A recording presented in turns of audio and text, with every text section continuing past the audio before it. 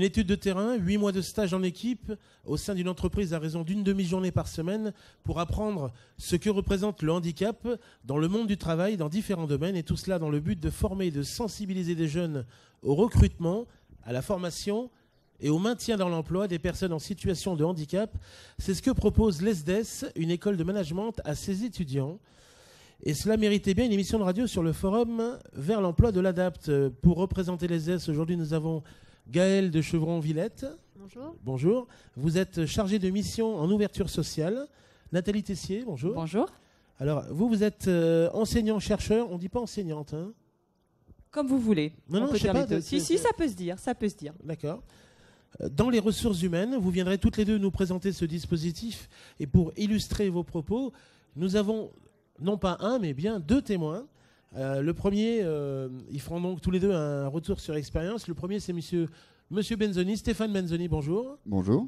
Alors, vous êtes correspondant handicap au sein de l'EDF dans une unité d'ingénierie à Villeurbanne, le Septène. Tout à fait. Très bien. Et ça, c'est un regard très intéressant, c'est la partie entreprise. Et pour la partie étudiant, un de vos étudiants est venu aussi raconter un petit peu son histoire. Antoine Delorive, bonjour. Bonjour. Donc, on verra comment vous avez tous les deux vécu ces différentes expériences. Pour commencer, dites-nous comment est née cette idée. Déjà, on avait une sensibilisation organisée en interne au sein de l'école. Et on a voulu la professionnaliser davantage. Donc on en a discuté avec la filière ressources humaines. Et surtout, on a pour cela voulu s'appuyer sur des conseils d'experts, donc comme Stéphane, également d'autres personnes spécialisées sur le sujet du handicap, et même Gilbert Neveste aussi de l'ADAPT, pour travailler sur ce dispositif afin qu'il soit le plus utile et efficace pour... Il était bien reçu du coup ? Oui, il était très bien reçu puisque du coup on a collaboré ensemble, on est différents acteurs à avoir travaillé sur ce projet, à la fois la pédagogie, moi pour mon expertise sur le sujet, les contacts, le réseau que je pouvais apporter, et également des témoins d'entreprise, journalistes même a été présent, et Jean-Baptiste Thibon qui fait de la sensibilisation sur les préjugés, et donc Gilbert Neveste de l'ADAPT spécialisé aussi sur le sujet. Alors comment fonctionnez-vous ensemble toutes les deux ? Alors, je me permettrais juste de rajouter que ce programme n'existait pas dans la filière RH. D'accord. Et il nous a semblé presque évident de le rajouter pour des futurs étudiants que l'on forme dans le domaine de la gestion des ressources humaines. Donc, c'était une lacune de ne pas l'avoir mis en place, surtout dans une école comme l'ESDES, aux valeurs citoyennes et d'exemplarité.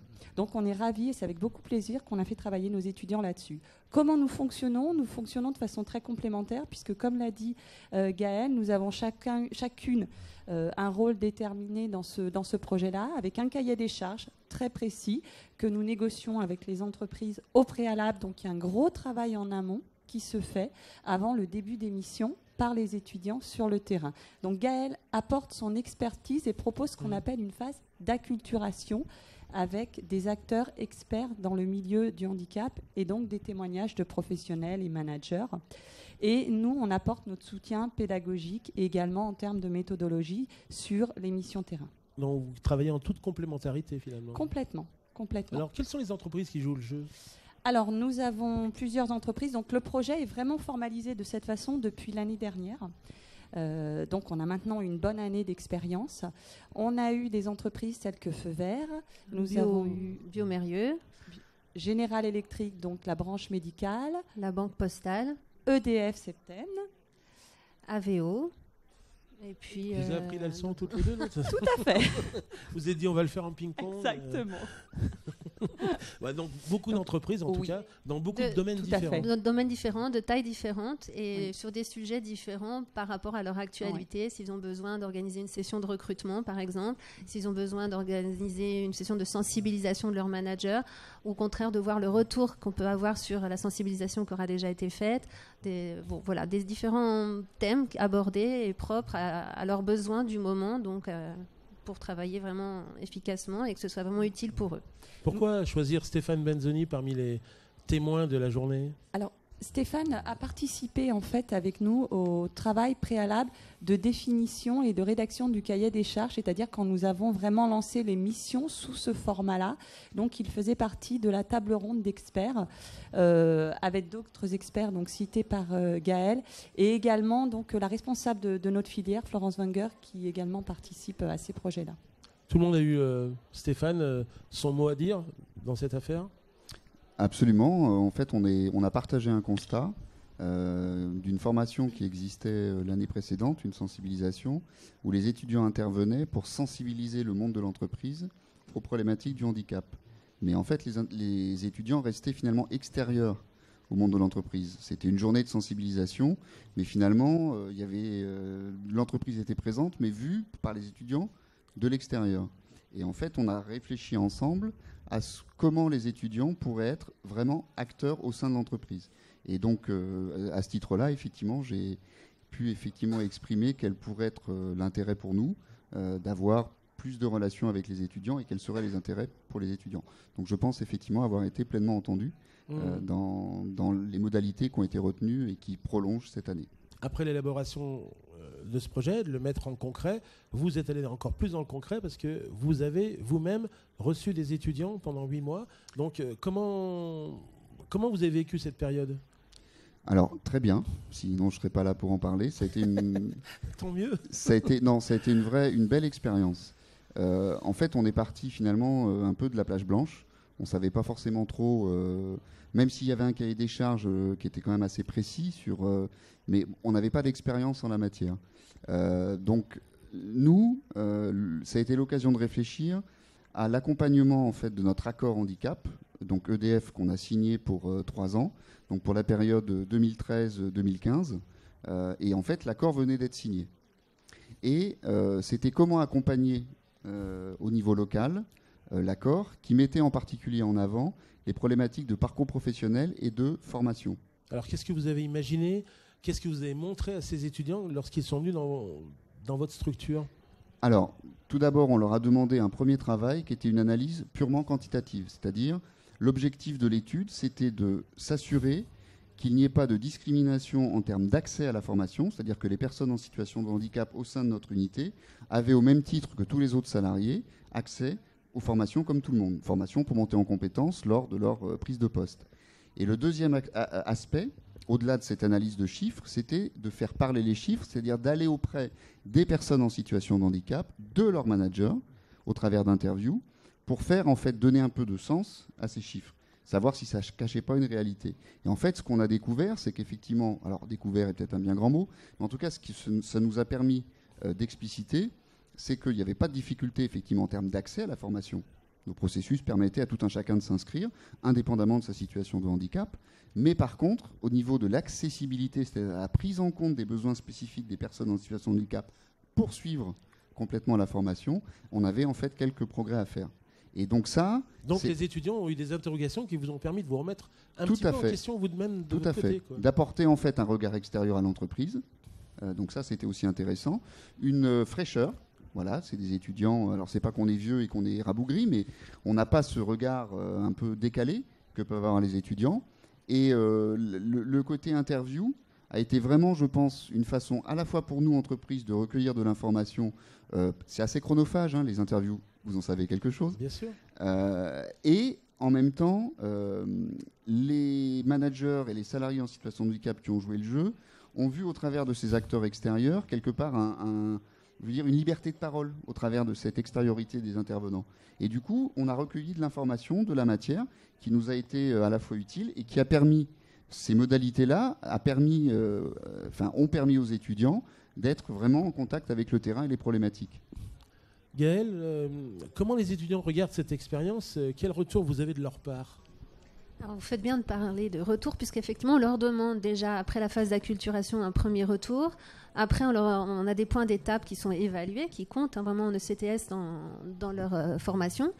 Et ensuite, à la fin, ils sont évalués par l'entreprise et également, on leur demande un retour d'expérience en toute fin. Et là, on a eu vraiment des cadeaux parce qu'on a eu des témoignages très beaux, des retours, des changements de regard, des petites phrases qui sont sorties qu'ils avaient retenues d'intervenants.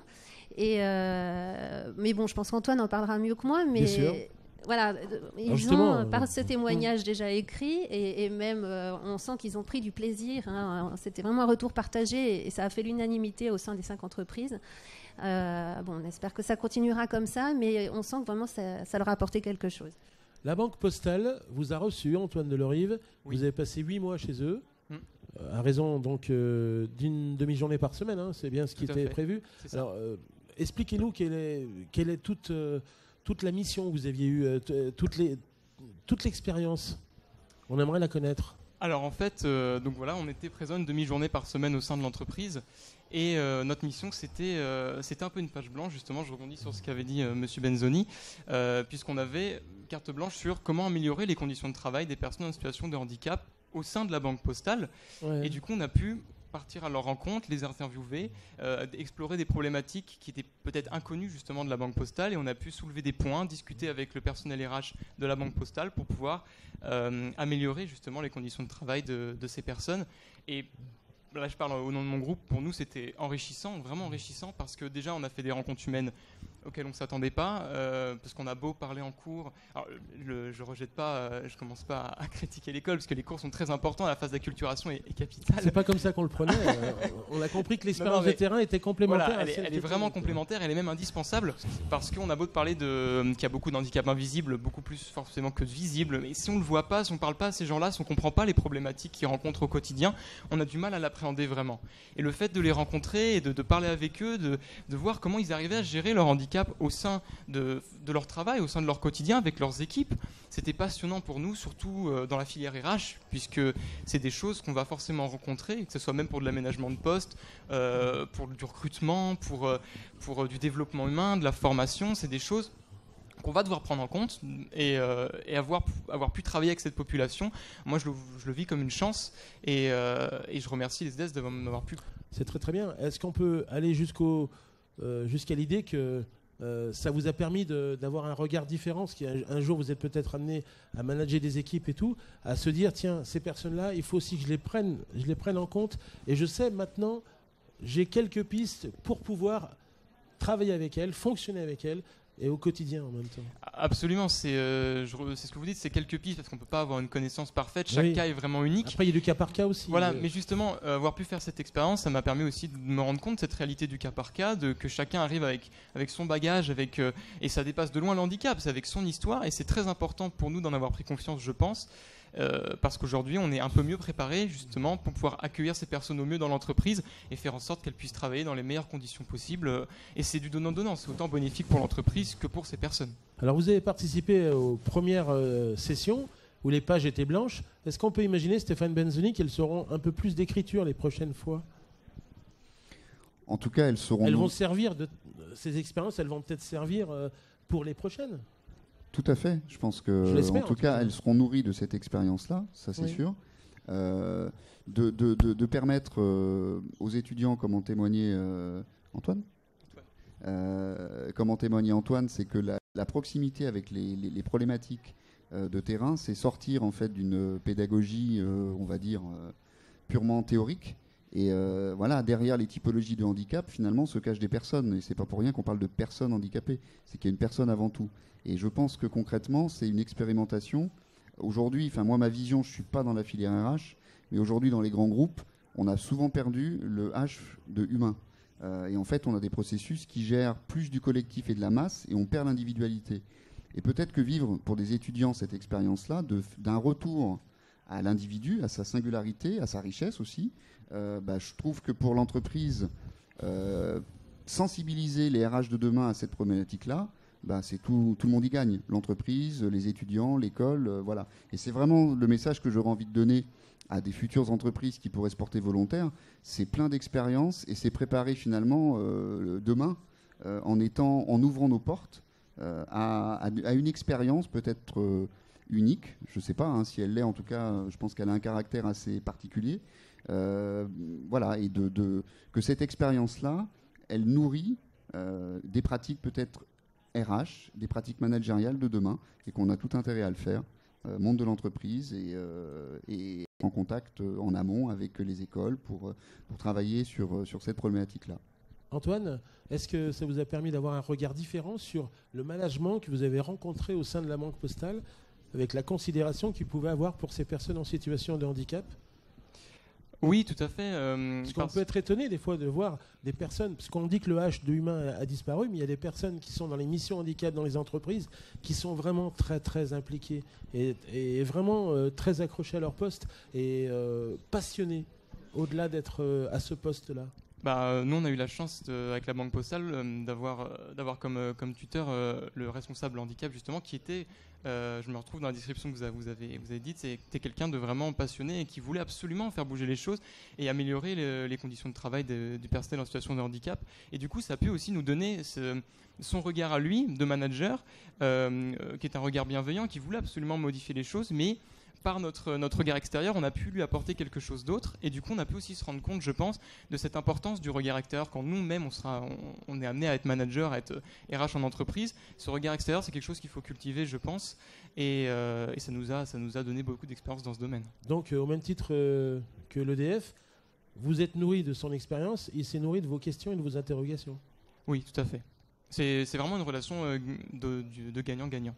Alors, d'autres entreprises vont sûrement venir vous rejoindre parce que là, maintenant, on a fait une émission qui va séduire tout le monde. Hein. Vous allez être débordé, Madame Tessier. Nous espérons vraiment. Vous allez élargir à d'autres structures. Pouvoir mettre en contact nos étudiants avec ces entreprises. Donc, oui, bien sûr. Hein, ça fait là la deuxième année, la deuxième édition. Et nous sommes vraiment ravis que nos étudiants puissent toucher du doigt. Encore une fois, je rejoins tout ce qui a été dit. Et vous voyez qu'on partage cette vision-là, justement, qu'il faut vivre cette expérience sur le terrain, même s'il y a des apports théoriques, mais c'est vrai que ce sera beaucoup plus efficace d'être sur le terrain. Très bien, on termine par 2 messages. Stéphane Benzoni, une entreprise qui hésite encore à se lancer dans cette aventure avec un grand H, parce que vous disiez que le humain était perdu, on a envie de le retrouver cette fois-ci. Qu'est-ce qu'on pourrait leur dire ? Oser. Faites confiance aux étudiants. Moi, j'ai été très étonné aussi par le professionnalisme des étudiants. Ils ont été extrêmement sérieux. Il faut les écouter. Et les écouter aussi, c'est-à-dire qu'il y a un retour qui peut... Alors, décoiffant, vu ma chevelure, ça n'a pas été trop le cas, mais en tout cas, qui est porteur de messages décalés et qui sont riches pour l'entreprise. Et en même temps, je pense que pour à la fois les managers et les personnes en situation de handicap qui ont été interviewées, c'est aussi à un moment donné un regard qu'on porte sur eux qui est aussi nourrissant. Le manager qui se dit tiens, finalement, je ne suis pas tout seul dans mes difficultés au quotidien pour accompagner des personnes en situation de handicap. Ce n'est pas que des difficultés, c'est aussi des réussites, hein, mais voilà, par moment. Et puis, pour les personnes en situation de handicap, c'est un regard extérieur qui les met aussi en avant. Donc, c'est gagnant-gagnant pour tout le monde. Et l'entreprise a y gagné parce que cette fraîcheur du regard, ce regard extérieur, c'est aussi, je dirais, des fois on paye des consultants pour apporter un regard extérieur. Là, c'est une autre façon de le faire sur une thématique un peu touchy, je dirais. Et les étudiants et leur spontanéité, ça aide à dépasser quelque part, ou en tout cas à permettre l'expression de la parole. Donc moi, j'encourage vraiment. Et les modalités d'interview, elles sont très intéressantes. Parce que elles permettent de rentrer en contact avec les problématiques de terrain. Et c'est pour l'entreprise, c'est vraiment gagnant parce que c'est du temps pour l'entreprise qu'on ne prend pas forcément. Et on a de la matière, parce que ça a été fait de façon très, très professionnelle, et on a de la matière sur laquelle on peut travailler derrière. Donc allez-y. Antoine, le dernier message. Les étudiants qui vont, sur la prochaine session, partir 8 mois comme vous dans cette expérience de pédagogie de terrain, qu'est-ce que vous leur conseilleriez ? De foncer, de profiter de cette mission pleinement, de le faire avec beaucoup de sérieux, de s'impliquer dedans parce que ça en vaut vraiment le coup. On l'a vu. Déjà, on a pris beaucoup de plaisir à le faire, donc c'est pas quelque chose de difficile. Ni de contraignant. Ni de contraignant. Il faut vraiment y aller. C'est un bonheur de pouvoir rencontrer ces personnes et il faut essayer d'en tirer le maximum parce que pour nous aussi, c'est vraiment gagnant. On obtient beaucoup d'expérience, beaucoup de nouvelles choses, un regard différent, je pense, qui a su évoluer. Et encore une fois, je remercie pour moi la Banque Postale, mais plus largement les entreprises d'avoir pu nous accueillir et puis bien sûr les EDES de nous avoir offert cette chance. Et d'avoir eu l'idée de mettre en place cette mission. Voilà, tout le monde est remercié, donc il est le temps de se quitter. Merci à tous et Merci beaucoup. bonne Merci. continuation. Peut-être que dans un an, on reviendra avec une cinquantaine d'entreprises en plus. Vous ne saurez plus où donner de la tête, mais je pense que ça peut être ça. Au revoir. Merci. Au revoir. Merci.